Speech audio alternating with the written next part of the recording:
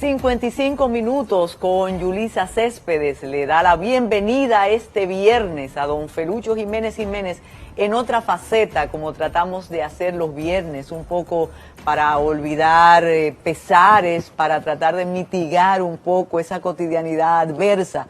Lo que ocurre que posiblemente Felucho cayó en una trampa, porque no solo vamos a hablar de esa faceta. Felucho tiene una vida pública, posiblemente voy a atreverme sin consultar, de más de 40 años, Felucho. Sí. Más de 40 años. Déjenme decirle a los más jóvenes, incluyendo a los más jóvenes del canal, que te vieron como este señor que llegó tan oloroso, sin bastón, pero con años, que Felucho Jiménez fue en sus años mozos un subversivo que organizó la primera manifestación, y yo creo que la última que recuerda la madre y maestra antes de Pontificia, y te convertiste en mi región, en el norte, tú eres ibaeño, yo soy del sur de la Florida, en una especie de ícono subversivo. Y quien no te creyó durante tantos años, ahora tiene la confirmación en las memorias del buen amigo Agripino Núñez Collado, que los ratifica.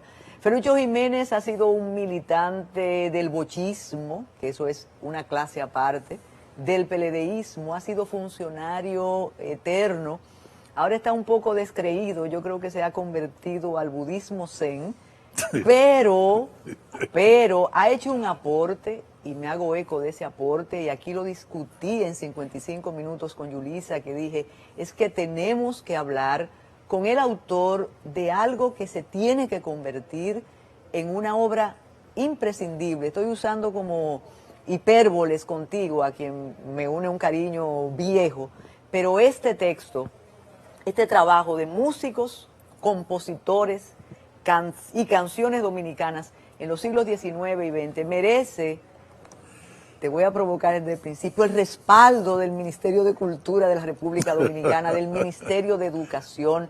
Ya tiene el respaldo de una gloria de la República Dominicana como es Rafael Solano. Bienvenido, Felucho, en nombre de Yulisa Céspedes, en nombre del canal, que también tiene muchos ibaeños en su staff, y vamos a llevarte primero suave, como si fuera un bolemengue. ¿Cómo se te ocurre esta recopilación que pienso que es una enciclopedia musical imprescindible? Bienvenido.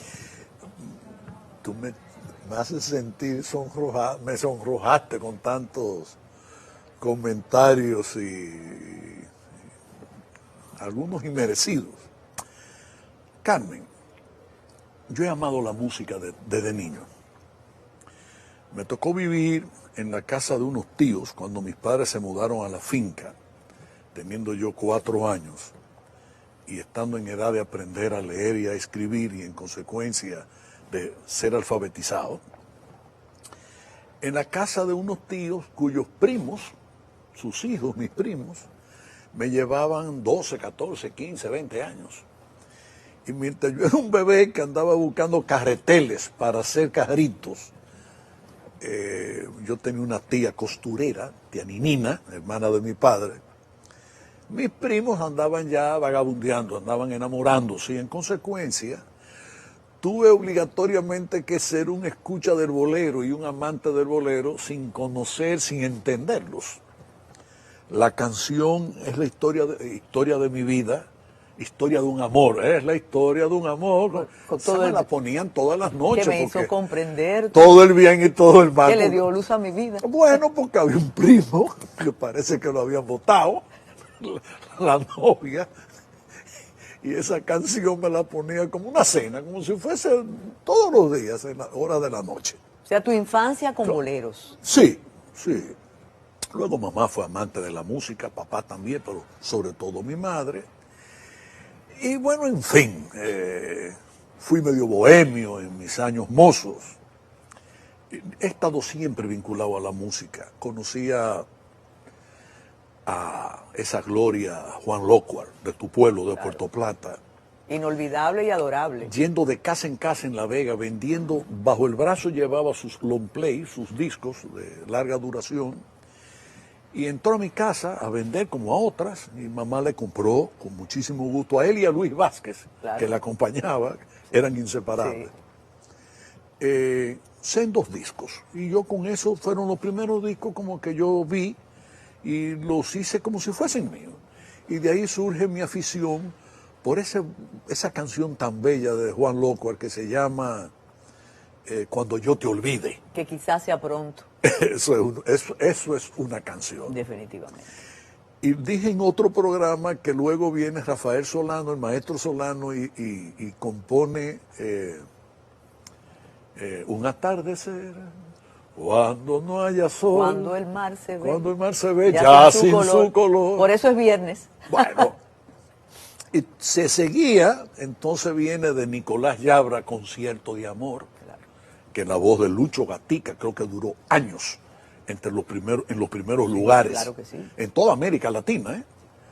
Y en fin, yo me cansaría y las canciones de Manuel Sánchez Acosta, de mi pueblo, de La Vega. Paraíso Soñado.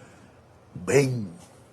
Pero entonces, antes de llegar a la enciclopedia, cuando estuviste en turismo y en refinería, hiciste una colección. Bueno, una colección inmensamente grande, Carmen. En turismo, en un viaje que yo hice a España, a una feria, una locutora de la Radio Nacional de España me regaló una colección de discos de Castilla-La Mancha. Eran 8 discos compactos que tenían cantares campesinos de la zona. Una vez, en otra ocasión, hago un viaje a Italia, en otra de las ferias turísticas, y la Secretaría de Turismo de Cuba estaba distribuyendo un disco de música cubana.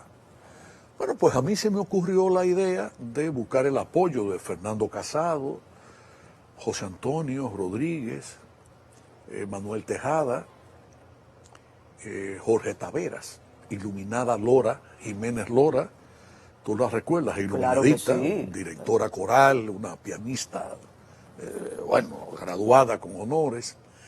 Y organicé con ellos la primera antología de la música dominicana del siglo XX. Se llamó así, Un siglo de música dominicana, 12 discos. Había incluso uno dedicado a las canciones navideñas, otro a las canciones del carnaval. ¿Dónde está esa colección, Felucho? Figura entre las 7 colecciones, como una de las 7 colecciones, de lo que posteriormente hizo la Fundación de la Reforma. 7 colecciones con 113 discos y 4 videos de música dominicana, desde el folclore incluso hasta las canciones líricas dominicanas y los cantantes líricos dominicanos. Ahí hay una colección, por ejemplo, que se llama Voces de Ayer y de Siempre, donde están desde el primer cantante dominicano que grabó discos hasta los que grabaron hacia el año 1999 y el año 2000. ¿Y esa colección es accesible al público? ¿Está en el Archivo General de la Nación? Está en el archivo, está en la Biblioteca Nacional, está en YouTube, en el canal de la Fundación de la Refinería. Penosamente, cuando yo salí, dejaron de seguir incluyendo otras colecciones, pero por lo menos se salvan que la parte clásica, la parte de la música culta dominicana y del canto lírico dominicano, sí lo dejaron. Pero, por ejemplo, no aparece la canción romántica dominicana, no aparece Voces de Ayer y de Siempre, no aparecen orquestas y conjuntos dominicanos, que tiene 112 orquestas y conjuntos con 4 y 5 y 6 temas de cada uno. ¿Y eso se hacía con fondos públicos, con fondos propios, o era filantrópico? Esas colecciones en total, que nunca tuvieron a la venta porque no tenían valor comercial, las hice yo para difundir la música dominicana en las principales bibliotecas del mundo. Yo quiero que tú sepas que eso se le mandó a las bibliotecas de Toronto, Vancouver, Montreal, Nueva York, Chicago, Miami, a la biblioteca del Congreso de los Estados Unidos y hasta la biblioteca de Buenos Aires. Y luego se distribuyó en Europa, se le mandó al Cairo, a Egipto, se mandó a los Emiratos Árabes Unidos, se mandó eso a Japón, claro. Entonces, de esa colección tú decides esto. Este es libro, a eso iba. Pero entonces ya tenías fichas. Claro, ya yo tenía en mi mente lo que había sido toda la evolución de la música dominicana, de los cantantes dominicanos, de los compositores dominicanos, cómo fueron evolucionando los diferentes ritmos que se desarrollaron en el país. Y en consecuencia, a eso había que unirle solamente, como para que haya fuego tiene que haber un material, un combustible y una mecha, algo que lo encienda.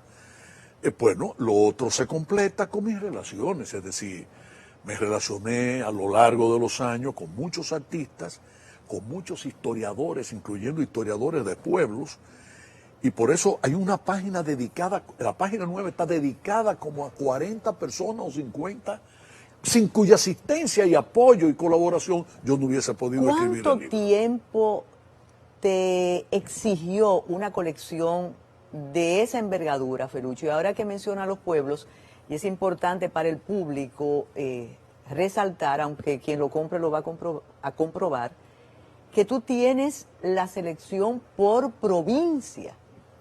Tú sabes quién es el compositor y el cantante de Salcedo, de Puerto Plata, de La Vega, de San Cristóbal. ¿Cómo fue posible eso? Por ejemplo, dime una provincia, Carmen, la que tú quieras. Puerto Plata, Puerto Plata, claro, la tuya. Claro que sí. Entonces vamos aquí al índice y tú vas a ver, Puerto Plata está entre las primeras provincias, Claro porque que es sí. una provincia muy musical. Aparece en la página 227. Vamos a la página 227. Por cierto, una edición muy bien cuidada. Eso- Alfa y Omega ratifica su calidad. Sí, esto fue digamos, la parte propiamente de diagramación es de Altagracia López, que trabajó conmigo en la refinería y luego siguió colaborando conmigo para este libro. Pero tú tienes Puerto Plata, ¿verdad? Ahí está. Página 227. Bien. ¿Cómo se desarrolla la música Sale en ahí Puerto mismo. Plata? Sale Sí, Juan Locuar. No.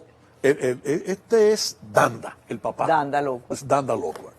Pero entonces, bien, para poder escribir Puerto Plata, yo no tuve oportunidad de escribir la historia musical de cada provincia, teniendo conocimiento para hacerlo, porque el libro hubiese sido demasiado largo.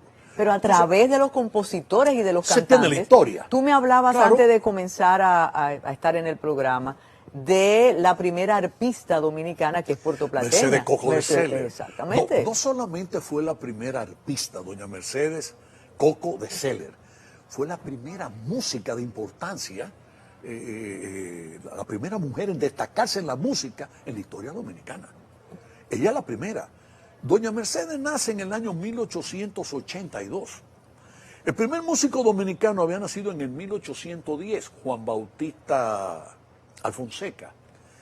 De manera que mediaron 72 años entre ese primer músico y la primera mujer en ser músico destacado. Y después de doña Mercedes pasaron 20 años más para que apareciese ya la segunda mujer destacada en la música, que por cierto es una pena, y digo, y no es nada raro. De los 523 músicos hay aproximadamente un 10% que son mujeres, compositoras, músicos. Y eso es un dato que revela lo tarde que desgraciadamente se incorporó la mujer dominicana. Y Puerto Plata fue una excepción, y por eso la primera mujer músico nace en Puerto Plata, se desarrolla en Puerto Plata, de dos apellidos, de dos familias muy conocidas, Celer y Coco. Ahora, ¿por qué? Porque tal como dice el maestro Solano en uno de sus libros, donde él narra sus vivencias musicales y su aprendizaje, su desarrollo en términos artísticos, y por supuesto le dedica varios capítulos a su infancia, a su adolescencia, y cómo se formó y la vida de Puerto Plata. Hay dos libros que a mí me enseñaron mucho, que son ese de Solano y uno de Luis Alberti, que se llama De Música y Orquesta Dominicana del 1910 a 1959, de Luis Alberti. Porque esos dos libros son como si fuesen dos tomos de historia, de sociología. Exactamente. Porque el que lee esos libros se da cuenta de cómo vivía el pueblo dominicano. Y a través de las canciones tú te das cuenta de cómo Claro. se está viviendo. Felucho, esa presentación del libro hubiera podido ser un acontecimiento. ¿Por qué pasó? Digo, hubo un público, aparte de la pandemia, hubo entusiasmo, pero yo pensé, y lo comentaba con el maestro Solano, que sigue siendo un enamorado de la música, de la cantera de creatividad que tuvo la República Dominicana en el siglo pasado y en el siglo XIX, y él tenía un entusiasmo particular con la presentación del libro. ¿Tú piensas que se necesita que lo lean más entendidos, más autoridades, para que el libro se convierta en lo que dice Solano ahí, que debe ser un texto de consulta en las embajadas, en las escuelas, No, en las en las bibliotecas del gobernaciones? país y todo eso, y en las academias de música, que ya no hay pocas, Sí. penosamente. Mira, el maestro Solano me honró, me distinguió como enormemente, porque él es el autor del prólogo del libro. Sí. Igual que las palabras de presentación del libro estuvieron a cargo del presidente de la Academia Dominicana de la Historia. No, eso le da de una José envergadura, Checheco. pero nos dicen que tenemos que hacer una pausa. Regresamos con otra faceta de Felucho Jiménez. Y es otra faceta porque el hombre adusto, un poco, no grosero, porque grosero no pensar en esa alma bolero, romántica que tienes tú, de investigación y de compromiso, porque alguien me dijo que tú habías...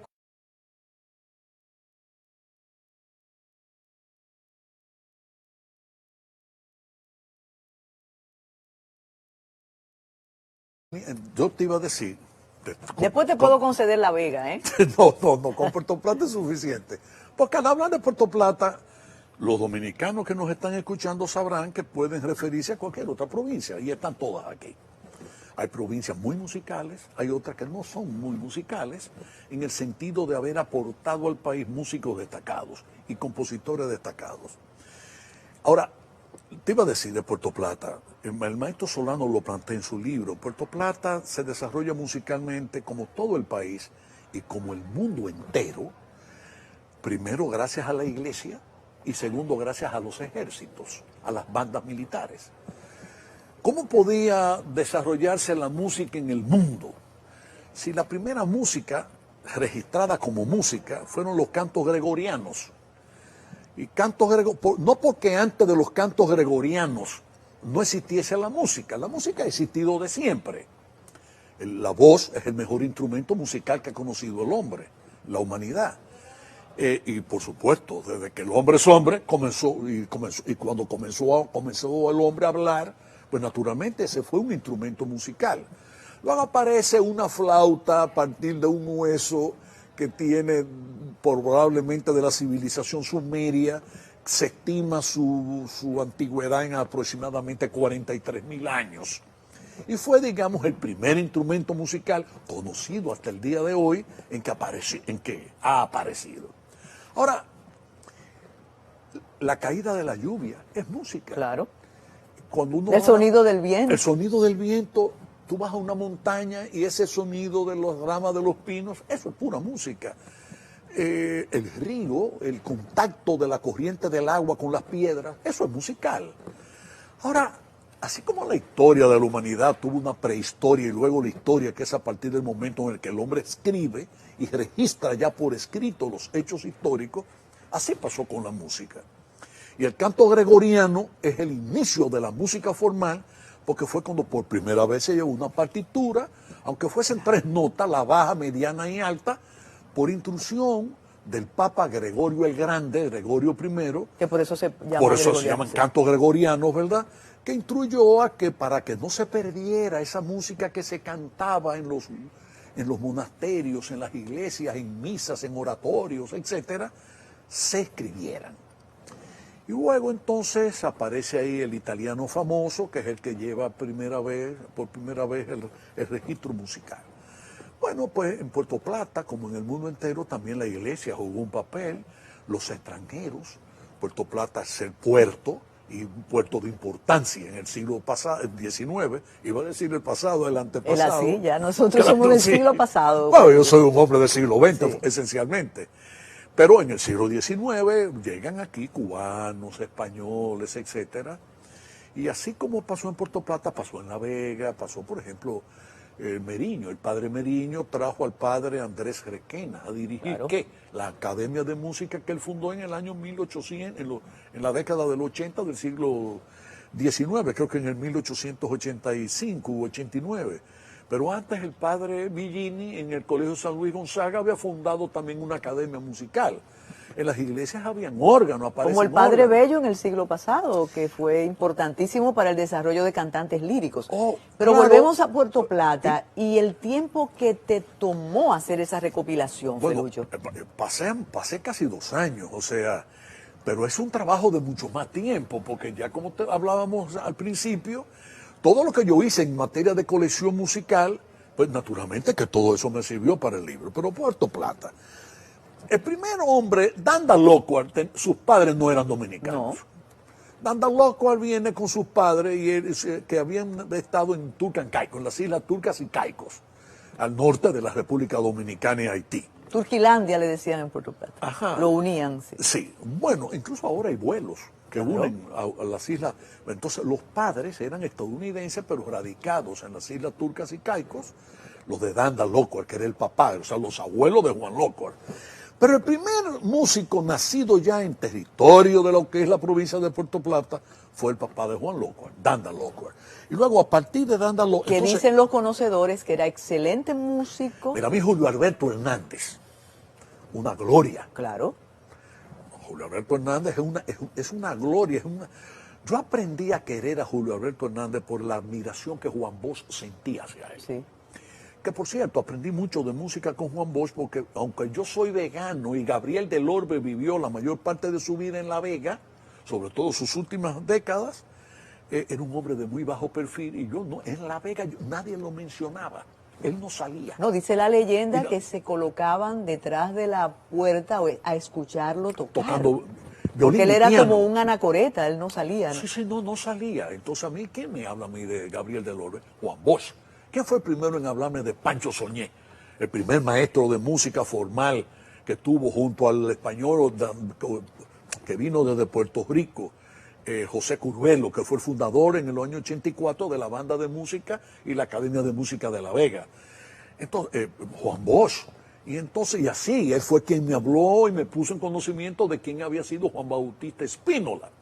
Pero me sustraigo de La Vega y vuelvo a Puerto Plata. Sí, y después yo quiero volver al destino de este libro, pero Sí, vamos, mira, Puerto Plata. Tú tienes Danda Locuar, de cada autor, de cada compositor y músico, aparece una mini biografía y aparece en un recuadro Las composiciones. con una trama gris, una parte de sus composiciones. Bien, entonces tú tienes aquí, que yo he escuchado, por ejemplo, La Poda y el Presupuesto, que es un jaleo de Danda Locuar. Claro, yo lo escuché eso y está grabado. Tú tienes, después de Danda Locuar, ya aparece la mujer, Mercedes Coco de Celes. Después Roberto Díaz Freeman. Y Roberto Díaz Freeman fue un musicazo. Él es el hombre, él es, Díaz Freeman además, puertoplateño, pero fue el padre de Ramón Díaz Peralta. Exactamente. Un musicazo de Salcedo, porque Díaz Freeman fue después. Eso se usaba mucho. Trujillo, en el gobierno de Trujillo, movía mucho los músicos de un sitio a otro para fundar academias, bandas de música, enseñar música. ¿Te acuerdas aquel juego de una candelita por la otra esquinita? Dijiste Sí. formar bandas de música y academia. ¿Estamos perdiendo esa tradición, Felucho Jiménez? Se ha perdido, desgraciadamente. ¿Y cómo no se va a perder, Carmen? Un músico de la banda centenaria de La Vega gana 3,000 pesos mensuales. Eso es una vergüenza.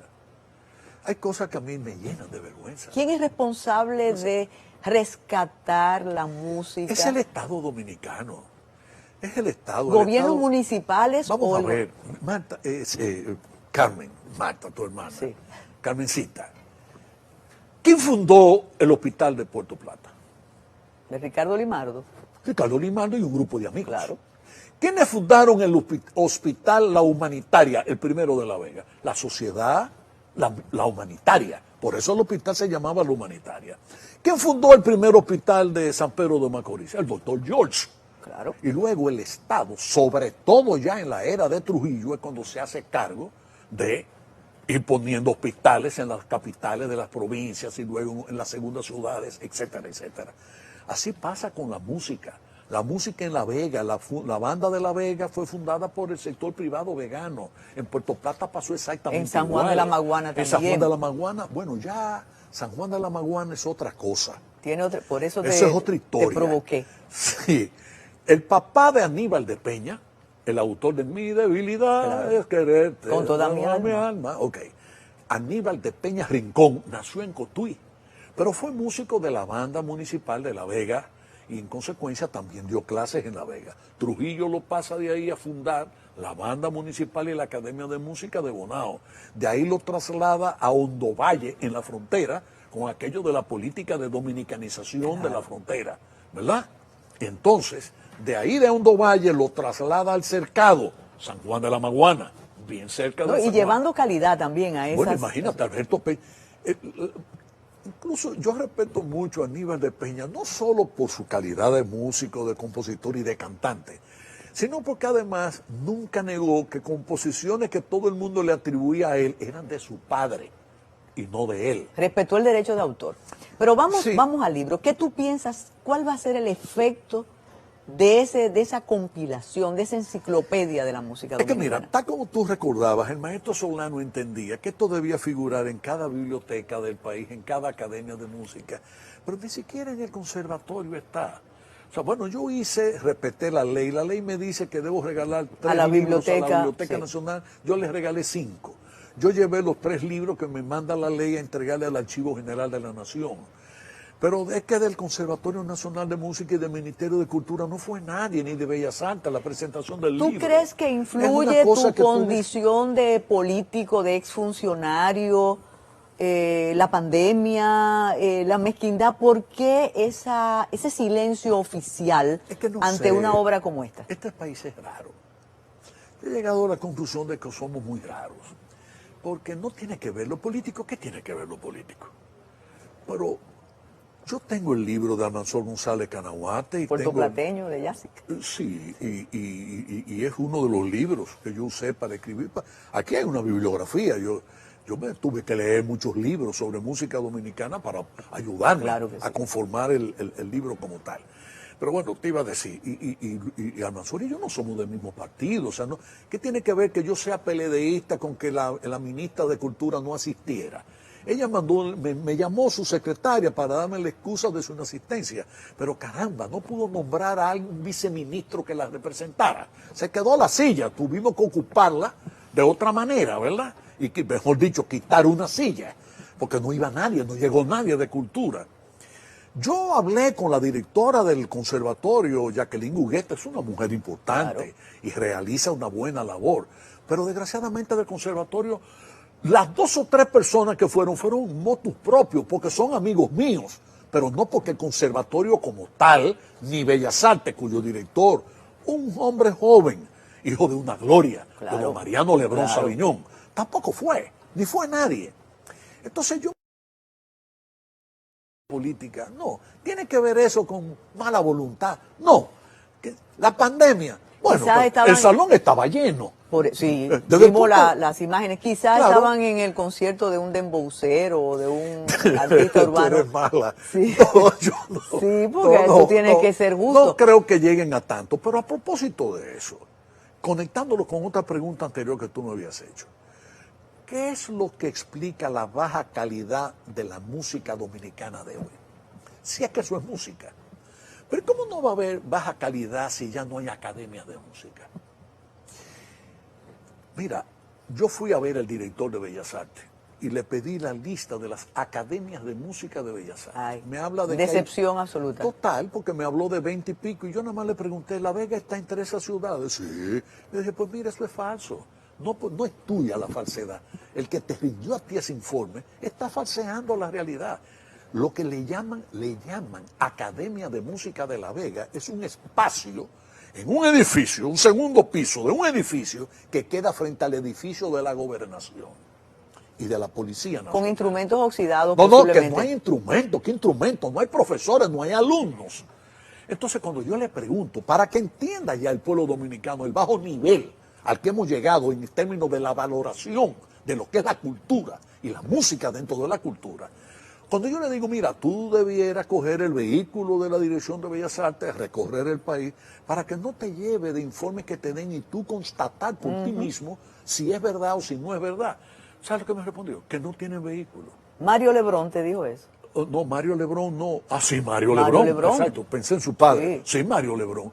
¿Cómo que Bellas Artes? Bellas Artes no tiene vehículo.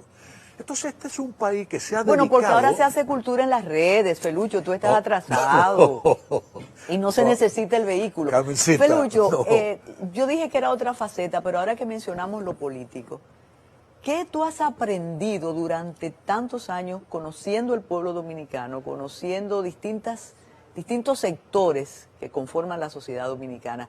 El saldo es de que la sociedad en transición...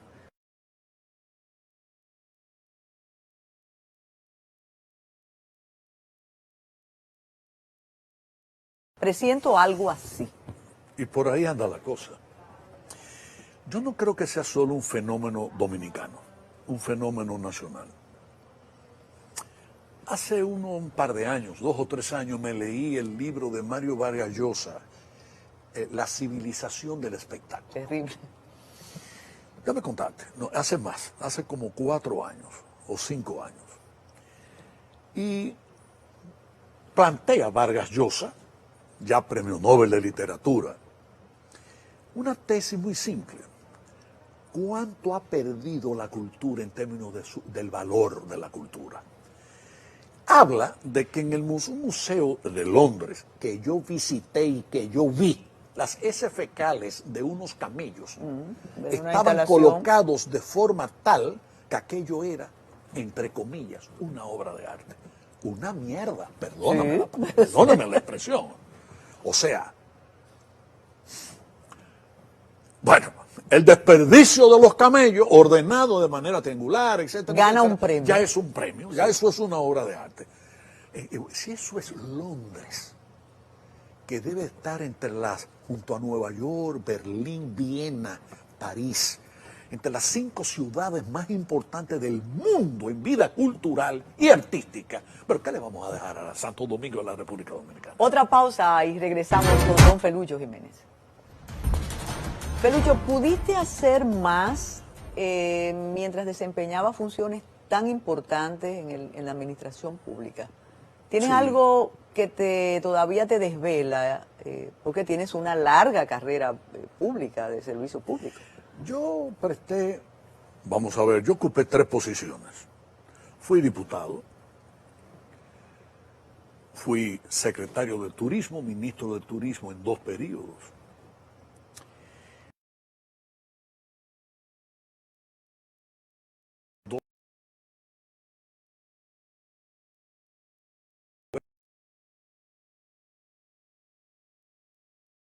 Ni otras posiciones, no las acepté, no me interesó.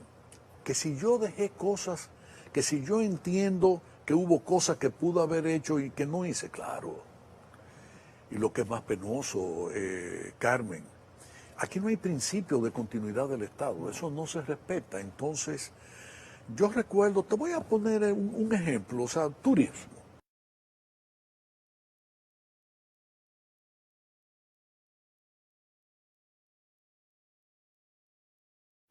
Hubo un gran acto, lo hicimos en el Hotel Lina, estuvo el presidente de ese momento, el presidente Fernández,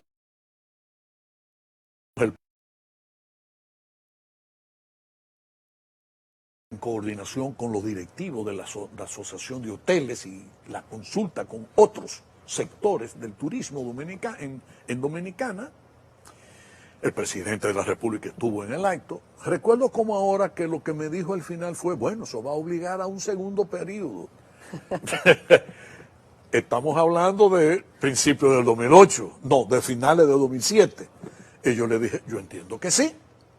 Él estaba en lo suyo, pero muy lejos estaba yo de ese plan. Que fueron sometidos el primero de esos planes como proyecto de ley al Congreso Nacional por su vía, que fue la creación del Instituto Nacional de Desarrollo Turístico, el INDESTUR. ¿Quién es que le da la orden al entonces presidente de la Cámara de Diputados, Julio César Valentín, en un acto que hubo con la asistencia del presidente y del propio presidente de la Cámara en Barahona? Para eso. ¿Tú estás escuchando? Para eso. Y al día de hoy, está parado eso. 14 años después, parado y olvidado. Ahora, ¿es culpa del sector público? No. Una mujer que aspiraba a que yo la apoyara en su momento como candidata o como presidenta de la Asociación Nacional de Hoteles, cuando me va a ver para pedir mi apoyo y no anuencia, porque yo no votaba por eso, ¿verdad? Pero ella fue a informarme que lo único que yo hice fue preguntarle, ¿tú conoces el Plan Nacional de Desarrollo Turístico Integrado? Sí, eso hay que modificarlo. Y ya desde el momento que me dijo eso, yo, ¿qué carajo voy yo a apoyarte a ti? Si algo que se elabora con tus colegas, no contigo, con tus colegas directivos anteriores de la Asociación de Hoteles, lo que dice es que eso hay que modificarlo, que eso es decir, aquí hay una mala conjunción de una escasa visión de desarrollo integral, no solo de parte de quienes han ejercido la vida pública, sino también de los protagonistas de la vida privada. Te voy a hacer una observación, Carmen. Yo acudí a 5 amigos para que me ayudaran a patrocinar este libro, a copatrocinarlo. 5 empresarios. Si tú ayudaste, así ayudaron ellos. Yo ayudé más. Mira, a propósito de la mención de sector privado y sector público, quizás en el momento de ejercicio pocos conocían que tú has sido y eres un empresario exitoso, un hombre con patrimonio. Fuiste muy criticado realmente durante tus gestiones, algo que tampoco ahora está en la palestra porque tú sabes que las redes ensucian hasta la Virgen María, dudan de su virginidad. ¿Te sentiste alguna vez realmente entristecido por las críticas, la difamación en su momento, o lo considerabas que era parte del quehacer? Sobre todo viniendo de personas que sí te conocían y te conocen. Fíjate, Carmen, tu pregunta merece una respuesta muy adecuada. Si yo llegué a molestarme en algún momento porque decían de mí cosas absolutamente falsas, sí, yo sería una persona deshonesta si te lo negara. Claro que sí. Yo llegué a someter en 5 o 6 ocasiones a periodistas. Hubo uno de ellos que dijo que mi hijo Juan Ernesto, mi hijo mayor, tenía intereses en la construcción de unos, ¿cómo es que se llama? ¿Cómo es que le llaman? Caramba, en las playas que le hacen para amarrar botes y cosas de esas. Los diques, eso es como si fuese un dique, pero eso no es una... Bueno, espigones. Espiones. Y resulta que mi hijo no ha tenido nunca nada que ver, ni con Boca Chica. Porque entre otras cosas creo que lo llevé solo una vez a bañarse a Boca Chica. No tuvo nada que ver con eso. Pero me voy más lejos. La viuda del compañero Manny Espinal, Emmanuel Espinal, Manny, que poca gente ahora de las generaciones de ahora conoce. Como no conoce ni siquiera a Mundito Espinal, su hermano, que por cierto fue un buen compositor, sí, y figura en el libro. Viejo amigo. Sí, esa es una de sus canciones, que la grabó Anthony Ríos. Pero esa viuda fue la que yo llevé de asistente mía para turismo en el año 96. Porque como yo estaba joven y soltero y sabía de la maledicencia. Tú has tenido pública, periodo de soltería, ¿verdad? He tenido... Sí, cortos, pero... No, al revés. Ah. Al revés. Más de la mitad de mi vida me la he pasado solo. Yo no puedo decir que tristemente solo, pero solo. Yo llevé a Socorro Arias, viuda Espinal, de mi querido amigo y compañero Manny Espinal, de asistente mía, para evitar que... Porque imagínate, hice un día una reunión con 17 ex reinas de belleza y las 17 me la pegaron. Y con ninguna. Tú no tienes ascendencia. Pero fui con 2 amigos árabes a Marruecos. Quizás por eso. No. Y a quien le hablaban los marroquíes... gente árabe. Y a propósito debe ser por la nariz larga. De esa la tenemos, de esas menciones femeninas.